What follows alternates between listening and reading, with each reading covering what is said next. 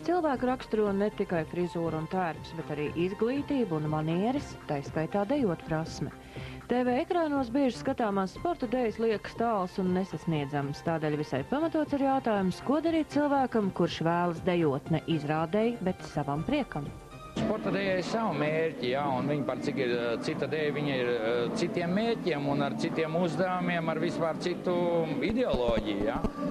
Balles dēļ vienmēr ir bijusi atpūtai, jā, un šeit nav izrādīšanās, šie cilvēki nekāpj uz skatuves, viņi neizrādās, jā, un viņi atpūšas. Balle ir atpūtai, balle ir svētkiem. Jaunā gada balle, tā būs svētku balle, tur nedrīkst būt saspringzinājumi, tur nedrīkst būt sviedru īpaši, jā, teiksim, vai kaut kā, tur jābūt atpūtai. Viens dejo otram.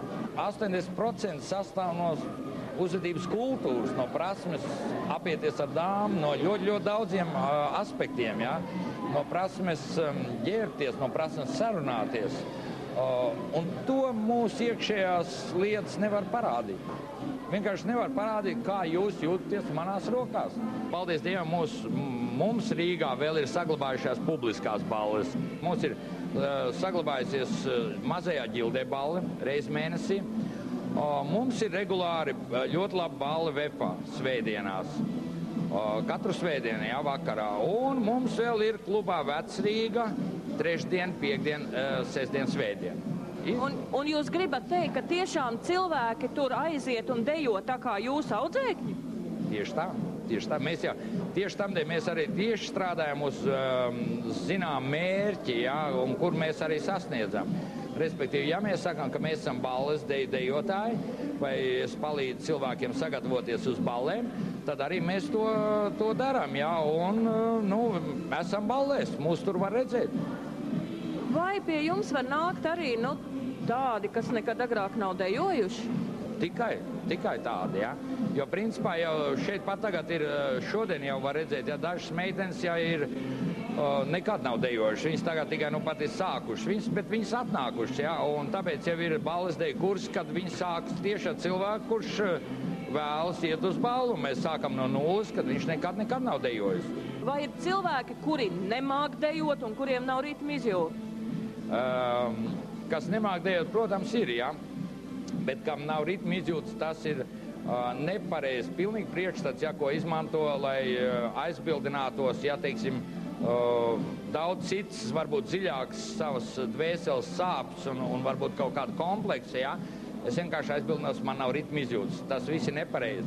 Ritma izjūta mums ir katram cilvēkam. Ļoti daudz aizbildinās ar to, ka dejošana nav vīrišķīga. Tas ir pilnīgi nepareizi, pilnīgi sagrozīts un atkal kārtējā aizbildināšanās. Jo, ja mēs zinām, ka Latvijas laika virsnieki dejoja, ja, un būt kavalierim, būt galantam kavalierim, prast izklaidēt dāmu saviesīgā vakarā, tas ir ļoti grūti un ļoti daudziem uzzina briesmu sajūtas. Aizvien vairāk jaunieši, un tieši jaunieši, kā jūs šeit pat arī redzēt, sāk interesēties tieši par balles dejām, ja? Un tad jau, kad tas cilvēks nokļūst vidusskolā, 12. klasē, studijās, tad būtu tā kā jābeidz jau tas 15-gadīgā tīņa, ja, teiksim, diskotekas laiks. Un viņi ļoti daudz mācās tieši balles dejas. Es, piemēram, zinu, ka tagad pati Priekuļu vidusskolas 12. klases izteikusi vēlēšanās un sameklējusi sev skolotāju. Rīgā 77. vidusskola regulāri rīko retro balles, un kurā arī ielūdz akadēmijas puišus dažādus. Un 3. vidusskola stingri strādā pie šī jautājuma un ir patīkami.